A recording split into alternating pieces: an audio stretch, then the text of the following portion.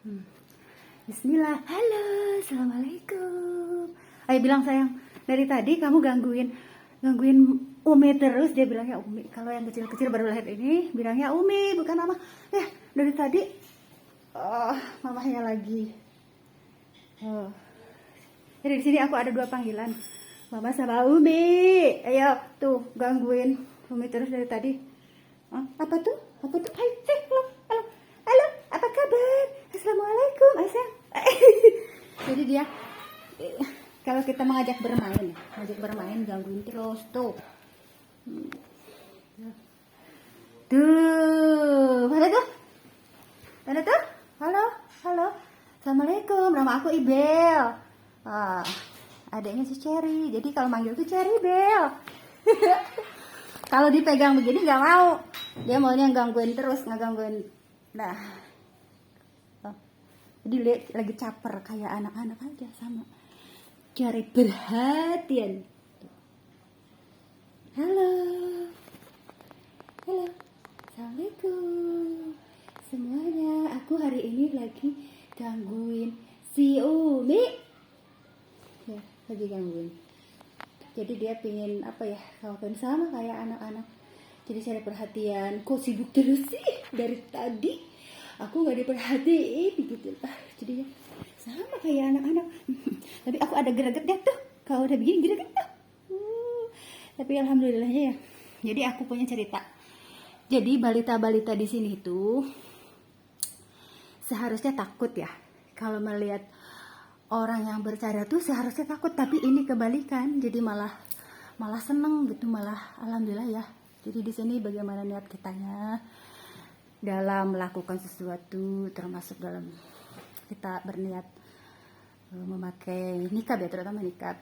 Jadi di sini malah mereka tuh seneng langsung apet gitu. Kalau yang sudah aku alami di sini ya, tapi tidak tahu kalau di yang lain. Apalagi yang berbeda negara ya. Aku tidak bisa bahasa, masalah itu kendalanya itu.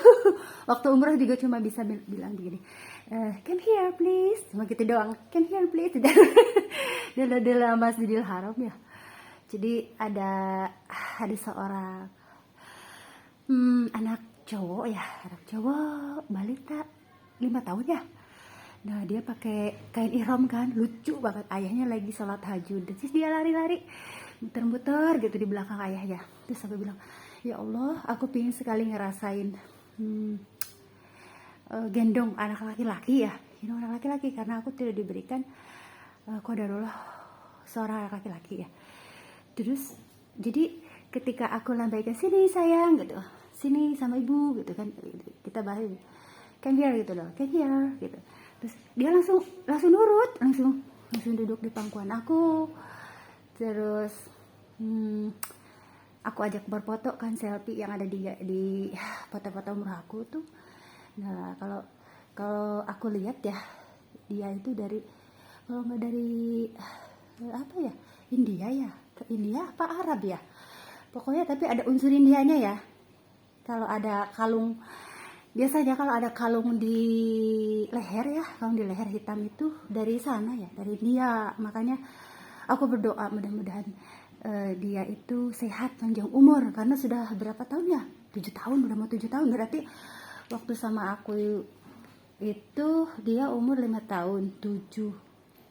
Mudah-mudahan sehat, panjang umur, karena sudah banyak periode yang dilalui ya, ada wabah corona, ada musibah bencana alam. Aku berdoa buat dia, rasanya sedih sekali ya.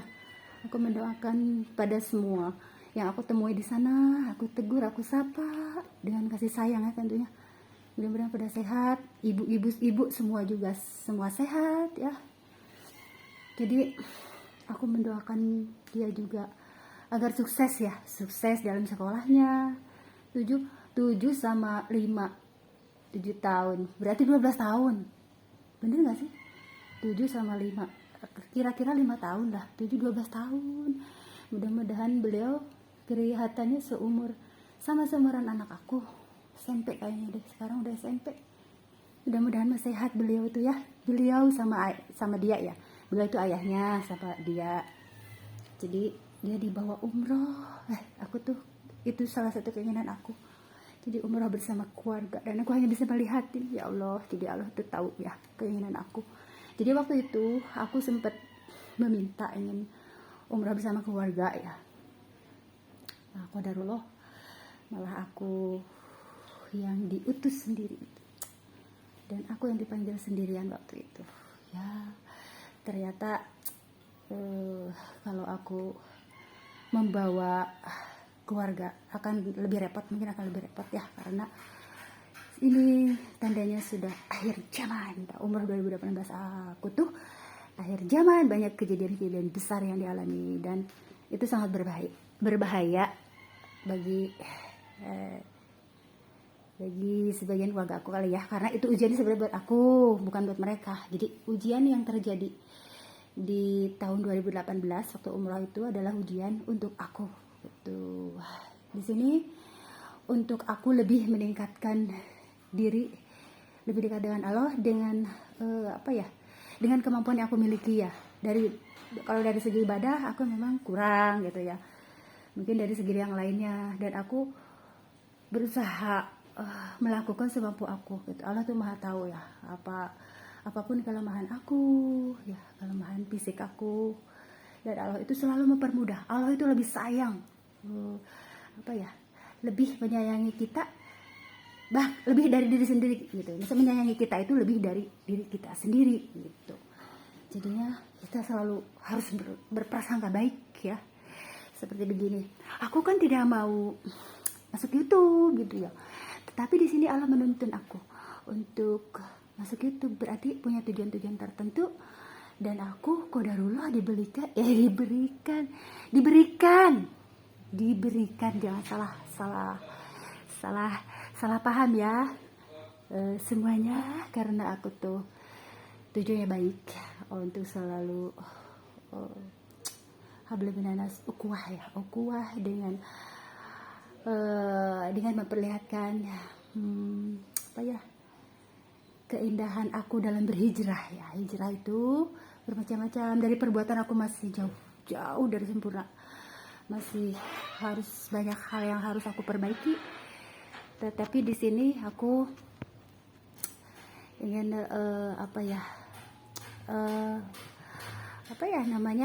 ingin memperlihatkan keindahan karya aku gitu. Jadi kalau kita berkarya tidak usah sungkan-sungkan untuk menikmatinya, terutama oleh hati kita sendiri, baru orang lain itu bisa merasakan gitu. Jadi jangan sampai belum apa-apa udah pada istilahnya udah aku mah tidak percaya diri, kalau gini, kalau mau melakukan usaha tuh aku tidak punya modal gitu ya. Kan kita punya akal gitu, itu kan bedanya manusia dengan hewan gitu. Jadi intinya aku kan pernah bertemu dengan beberapa orang yang pola pikirnya seperti ini. Aku ingin punya uang. Nah, uang itu tidak akan datang kalau kita diam saja, betul tidak? Terus terus nah, aku tuh selalu ayo semua teman-teman gitu, setidaknya gitu tuh melakukan sesuatu gitu. Kita punya tangan, kita punya kaki gitu.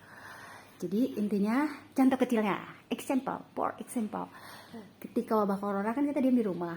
Nah, otomatis kan buat makan itu setidaknya ada, misalnya pingin lalaban aja mah nggak usah beli ke warung ya kita tanam aja, tancapin di pot lah. Kalau tidak punya tanah kan suka ada alasan gitu, bagaimana saya mau nanam, aku kan tidak punya lahan gitu ya. Itu bukan jadi alasan gitu. Kalau bagi aku itu bukan suatu alasan.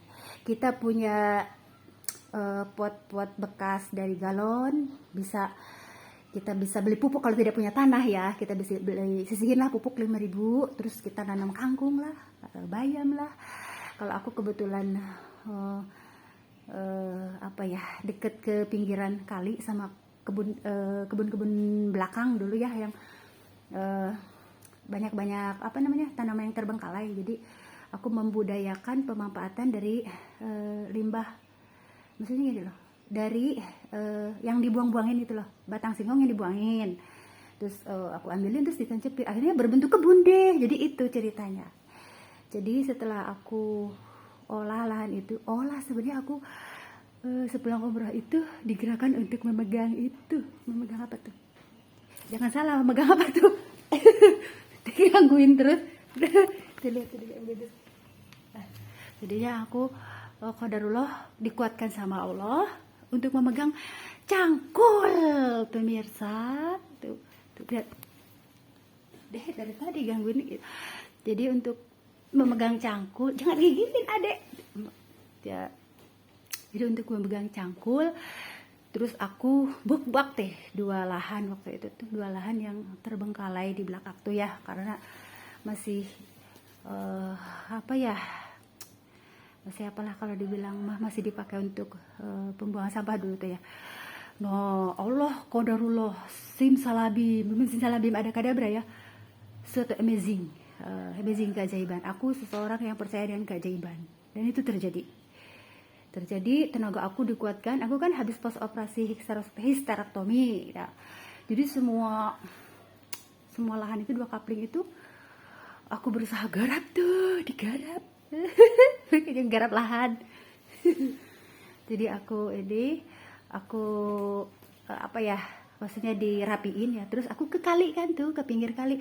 Nah, ada batang-batang singkongnya terbengkalai. Kadang anak-anak begini kan lagi musim panas ya, musim main layangan tuh, terus mereka gunakan si batang singkong itu untuk tali layangan. Dedek di batu, dedek gangguin aku terus. Kamu sini deh. Dia pengen diajak bermain. Jadi jadinya dia tahu kalau aku tidak punya anak kecil, jadi dia gangguin terus tuh, gangguin. Jadi ya aku tancipin tuh 5 sekali sehari 5 batang singkong, tancipin. Besoknya aku ke pinggiran lagi. Pinggiran kali.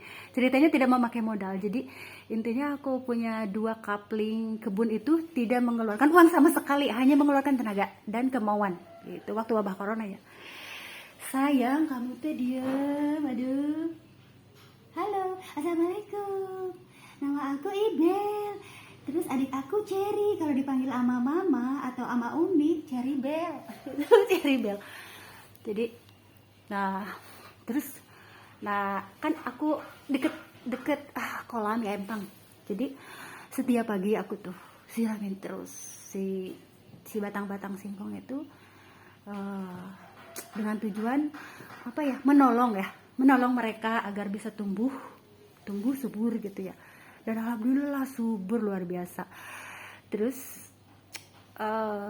ada sebagian batang singkong yang dikasih oleh kebun dari tetangga ya, kebetulan waktu itu panen kan ya. Terus dia bilang, oh Umi katanya singkongnya itu keras, katanya kurang enak dimakan. Nah ini dibuangin kan ke pinggiran.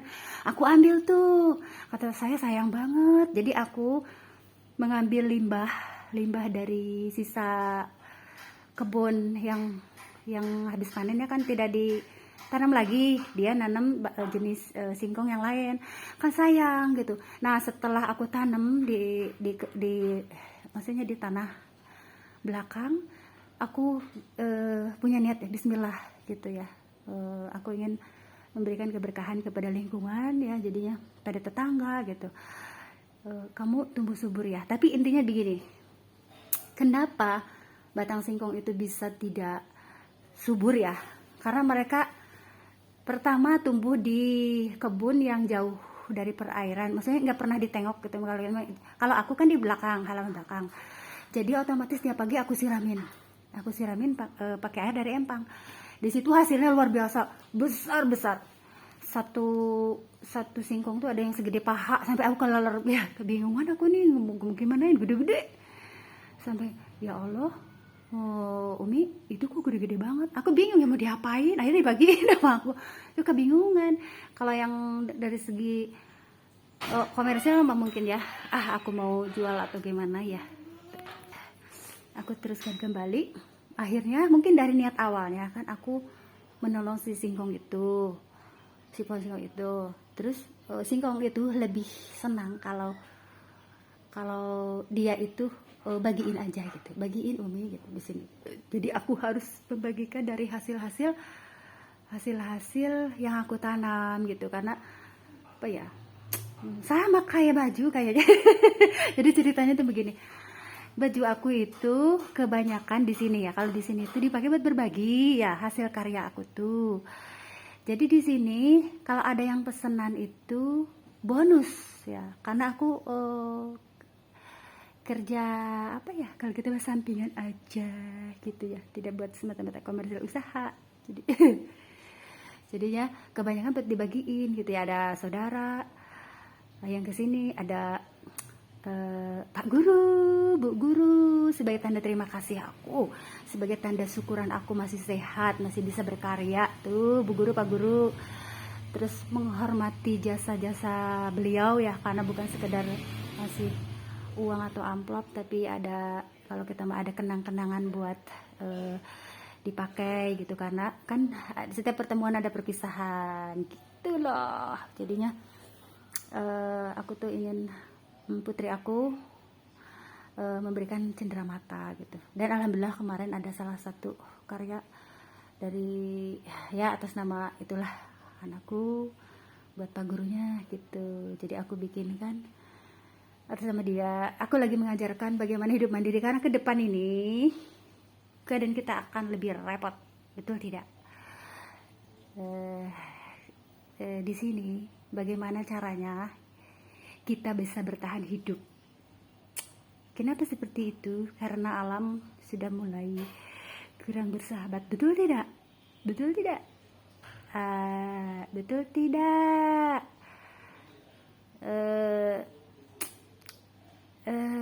Siapa yang akan aku panggil ya? Suamiku? Betul tidak? Suamiku palingan senyum. Jangan nangis, senyumlah, senyum selalu. Tidak boleh menangis. Seorang lelaki tidak boleh gampang menangis, tapi tetap menangis juga. Aku juga menangis. Jadi intinya, bagaimana melatih anak-anak generasi muda ke depan itu bisa bertahan hidup. Karena mungkin ada kalanya kalau nanti situasi sudah krisis moneter, terus serba banyak bencana alam, kan udah ada gempa ya. Masih ada gempa nggak sih? Aku tidak pernah melihat lagi informasi dari YouTube ya. Aku fokus saja dengan karya kreativitas aku. Jadi bagaimana, belum lagi yang di PHK, bener nggak? Ada yang di PHK nggak? Banyak yang di PHK nggak? Mungkin di seluruh dunia itu mengalami krisis global ya, belum global warming. Terus apa lagi ya? Nah intinya bagaimana mereka bisa bertahan hidup. Jadi di sini ilmu. Jadi kita itu mengajarkan ilmu kepada anak-anak dari segi ilmu apa aja. Pertama ada ilmu yang rajin menabung, bisa rajin bersedekah, karena itu yang aku ajarkan. Jadi apa yang ku tanam itu yang aku petik hasilnya. Seperti pertama aku mengajarkan anak aku menabung, sampai juara nabung tuh. Juara 1 menabung waktu di TK. Dia pintar nabung tuh. Tapi dari sini karena terlalu pintar nabung, sedekahnya agak kurang. Aku jadi berubah lagi ya, merubah strategi dong ya. Kalau rajin nabung tapi sedekahnya kurang, berarti aku harus mengajarkan bagaimana dia bersedekah. Tetapi dia sebenarnya udah punya bawaan sendiri. Jadi dia mah sedekahnya ke kucing gitu. Kayak melihat kucing, aku mau beliin makanan kucing, Mak, katanya. Oh, oke, kata saya. Terus yang satu lagi, aku ajarkan sedekah kan. Tapi di sini bagaimana ibu, ayah dan ibu. Kalau ayah mengajak, kalau misalkan gaulnya dengan ayah, otomatis kadang ada melihat perilaku yang ayah lakukan. Kalau sering gaul sama ibu, melihat apa yang ibu lakukan dan apa ya, kegiatan yang ibu lakukan, dan melihat ya apa yang dia lihat. Tidak perlu diajarkan, yang aku rasakan ya, tidak perlu ngomong ayah atau ibu. Apa yang kita lihat itulah yang kita cerna. Itu jadinya kalau ibunya serang berbagi, otomatis anaknya tuh serang berbagi. Tapi di sini ada dua versi, itu perbedaannya. Kalau misalkan ibunya senang berbagi, bersedekah, ayahnya kurang, ya bingung. Nah, itu perbedaannya. Di sini seorang anak itu akan bingung, ibu aku kok misalnya royal ya terhadap uang kepada orang lain. Ya aku kok teliti gitu, agak bingung juga tuh anak-anak tuh ya. Jadi di sini kedua persepsi seperti itu mungkin lebih klop, yaitu yang sakinah mawadah itu yang pasangan yang sama satu versi dari pola pikir, visi misi itu sakinah mawadah warohmah. Pak Ustadz akhir zaman, mohon maaf ya, aku lagi keceriaan sebenarnya. Kita yang harus menghibur diri kita, bukan orang lain, betul tidak? Jadi di sini aku juga sedang menghibur seseorang dan menghibur diri aku juga. Allah itu selalu menyayangi kita lebih dari diri kita sendiri. Bahkan Anda pun lebih tahu daripada aku. Anda tuh siapa? Dan aku tuh siapa? Gitu, kita tuh hamba Allah. Kita dipertemukan karena Allah juga. Betul tidak?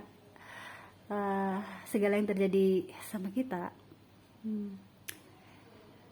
sampai sekarang itu karena qadarullah, kehendak Allah. Allah itu maha pembolak-balik hati manusia. Dan aku itu seseorang yang mengajarkan ilmu hikmah. Ilmu hikmah itu apa sih? Aku tuh harus melakukan sesuatu dulu gitu ya, baru aku dapatkan gitu. Seperti gini, apa ya? Misalkan begini ya, contoh kecil ya. Setiap pagi anak-anak ribut, mana pocernya, ribut, mama pocernya mana? Terus ke ayahnya lagi tidur kan, gangguin kan, ayahnya rewel, ribet, di semuanya ribet. Di sini aku berpikir, sebagai manusia biasa aku berpikir bagaimana caranya agar pagi-pagi itu tidak ribut ya kan. Akhirnya hikmahnya aku mengadakan stok pocer, dan di sini memberikan berkah pada orang lain. Aku menyetok pocer-pocer, terus aku bisa menolong uang tambahan buat yang aku anggap sebagai keluarga gitu, mespian, contoh kecilnya mespian gitu lah. Jadi bisa, udah deh kita ini nih ada aku punya stok gitu loh. Itu cerita hikmah tuh seperti itu. Jadi kita tuh harus melakukan, kenapa sih seperti ini? Kadang kita harus rela tersinggung. Itu hal biasa. Tapi jangan salah, kalau ilmu hikmah itu jangan memang susah. Di balik kepahitan ada rasa manis. Sabar. Jadi itu yang aku peroleh dalam hidup ini. Semua yang terjadi sampai sekarang, sampai aku dibukakan channel YouTube ya, semua itu dari hikmah. Semua yang aku lakukan, yang aku dapatkan, mulai dari barang-barang yang aku miliki itu dari hasil menolong yang jual betul, seperti etalase, showcase. Akhirnya aku ngadain minuman. Terus etalase aku bisa pakein buat topi-topi yang aku belanjain dari Lazada. Terus peci-peci juga. Di sini aku sedang berbagi rezeki ya, ada dari online belanjanya, ada dari pedagang-pedagang yang dekat rumah. Gitu ya. Jadi apa ya, rezeki itu tidak akan tertukar. Begitupun dengan jodoh, betul tidak? Jodoh tidak akan tertukar. Jodoh juga tidak akan diambil orang. Itu semua sudah ada jodohnya, meskipun perlu waktu. Di sini bukan masalah hal, karena banyak hal ya akhir zaman ini, sesuatu yang benar-benar rumit ya. Makanya kan Rasulullah itu berkata apa ya, di akhir zaman ini kan berkata apa ya, ada yang menyangkut dengan akhir zaman, fitnah akhir zaman.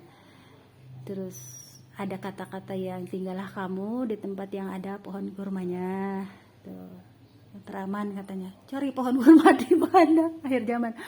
Jadi begitu dahsyatnya fitnah, dan alhamdulillah qadarullah. Allah itu Allah selalu memberikan aku penjagaan dan perlindungan. Begitu kira-kira ya suami aku. Jadi aku selalu begini, kalau kita benar ya, aku tidak takut untuk berbuat sesuatu gitu ya. Tapi kalau kita salah, kalau aku salah, aku juga minta maaf. Aku berani minta maaf sama anak-anak juga. Kalau mama salah maafin ya, kata mama ini kadang cerewetnya itu kayak aku juga gitu, cerewetnya dalam saling mengingatkan dalam kebaikan. Mama jangan di ini, kadang mama kenapa sih mama tuh joget-joget gitu. Sebenarnya mama bukan joget-joget sayang, pertama buat memacu adrenalin. Mereka itu tidak tahu kalau mamahnya itu seorang atlet, jadi hanya sedikit yang aku lebih banyak menceritakan yang di masa sekarang ya, kalau ke anak-anak tuh nggak di masa lalu. Jadi aku tuh seorang atlet basket waktu sekolah ya. Jadi aku ingin menceriakan gitu dengan apa ya gitu. Tapi di sini dengan apa yang aku miliki, aku rasakan dalam badan gitu ya, kalau lagi fit. Karena semenjak operasi histerektomi itu aku banyak lelah. Aku tuh bandel sama Pak dokter minta maaf aku ya. Karena aku itu sebenarnya harus kontrol ke rumah sakit Sentosa Bandung. Mudah-mudahan Pak Dokter Supriyadi bisa memaklumi, sehat dan sukses selalu Pak Dokter. Itu doa aku buat Pak Dokter. Mendoakan pokoknya dokter semua deh yang ada, dokter, perawat, medis yang ada di Bandung ya, rumah sakit Sentosa Bandung. Terus aku juga tidak menyangka kalau anak aku juga mau ke sana ya. Masya Allah, berarti Allah tuh menuntun aku untuk terus berjuang, berkarya. Begitu, meskipun aku udah lelah, kamu harus berjuang, kamu harus berkarya gitu. Ya sudah, aku ikutin aja gitu. Jadi di sini qadarullah, Pak Dokter, aku sehat walafiat. Malah sekarang mudah-mudahan Pak Dokter dan para medis yang di rumah sakit Sentosa, terus teman-teman aku juga di Poliklinik Jalan Deli, bisa apa ya, bisa ada yang melihat lah. Karena aku kangen banget sama kalian semua ya. Jadi di sini aku tidak bisa kontrol karena aku lebih memprioritaskan urusan rumah, anak-anak, terus memelihara peliharaan gitu. Terus fokus juga kadang menolong orang yang saling membutuhkan uang saku gitu. Karena aku merasakan bagaimana aku ingin dapat bantuan dari yang lain gitu ketika saku aku kosong, pemirsa. Tapi aku tidak pernah berkata aku tidak punya uang aku tidak punya uang mama, aku tidak pernah. Aku tidak punya uang. Jadi aku punya cerita.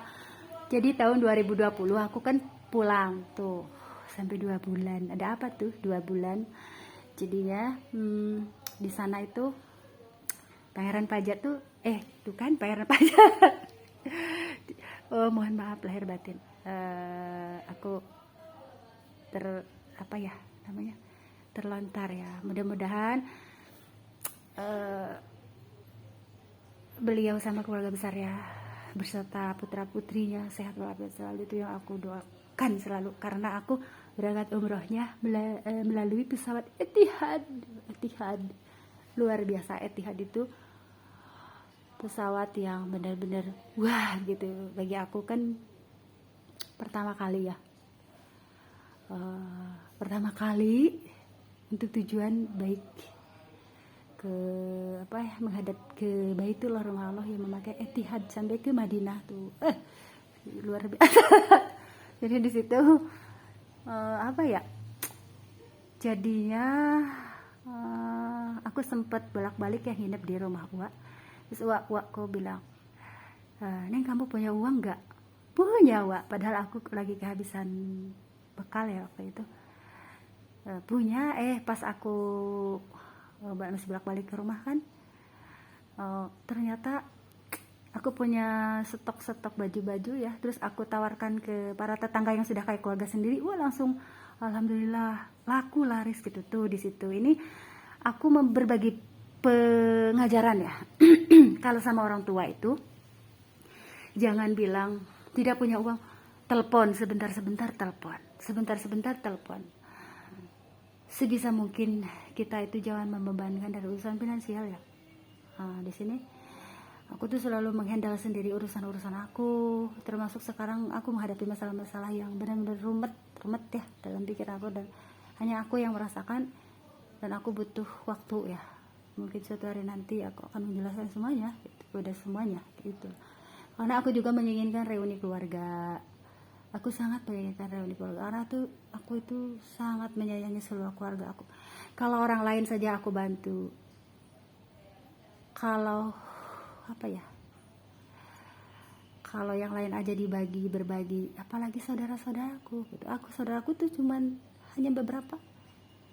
Itu di sini hanya aku perlu penjernihan situasi itu. Berarti situasi keruh ya. Keruhnya keruh apa? Sebenarnya begini, ya udahlah jangan cerita lagi. Jadi aku insya Allah aku menginginkan sesuatu hal yang baik dan kebaikan. Aku punya doa. Di sini juga aku dihadapkan ke masalah besar juga karena akses buat aktivitas pulang juga sudah mulai susah ya, karena aku di sini juga beliau qadarullah mengidap sakit yang kadang-kadang kambuh dan itu membahayakan bagi pengendara. Jadi aku kalaupun pulang kampung aku mandiri dong ya. Jadi di sini almarhum ayah aku datang sama aku, kamu fokus gitu sama urusan anak-anak, yang penting doa gitu. Intinya ayah aku mendorong cucu-cucunya tuh, semua yang punya cucu masih sayang cucu ya kan. Jadi akhir zaman ini para leluhur itu mendekati semua cucu-cucunya. Karena apa? Wabah corona sudah terjadi, gempa-gempa bencana alam sudah terjadi gitu. Jadi semua kakek nenek itu sangat mengkhawatirkan keturunannya gitu. Jadi bersyukurlah kalau ada yang masih punya ayah, ikutilah nasihat dan kemauan beliau selama itu baik untuk kita. Tetapi kalau ada yang tidak baik, selesaikan dengan baik-baik, dengan cara musyawarah mufakat. Kalau aku tuh selalu begitu. Jadi begini, aku akan bercerita tentang karakter ayah ya. Karakter ayah aku tuh diam tetapi memperhatikan gitu, tidak banyak ini. Jadi aku juga merasa bertanggung jawab dong dengan diamnya ayah gitu. Paling begini, ketika aku hijrah memakai syar'i ya, dia bilang begini, Neng, kok kamu kayak lepet sih? Kayak lepet itu apa sih? Lontong. Kok kamu kayak lontong sih katanya. Pakai baju gamis, biasanya kan aku ke tomboy-tomboyannya pakai celana Levi's, Lois. Nih, pakaian aku tuh ngikutin almarhum kakak aku.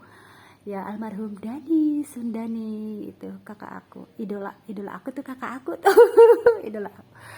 Kakak aku karena Masya Allah itu akhlaknya luar biasa, mulia banget. Dan beliau itu yang selalu ingin mempersatukan keluarga itu. Semua keluarga besar dari ayah, dari apa, dari mama itu sangat menyayangi beliau ya.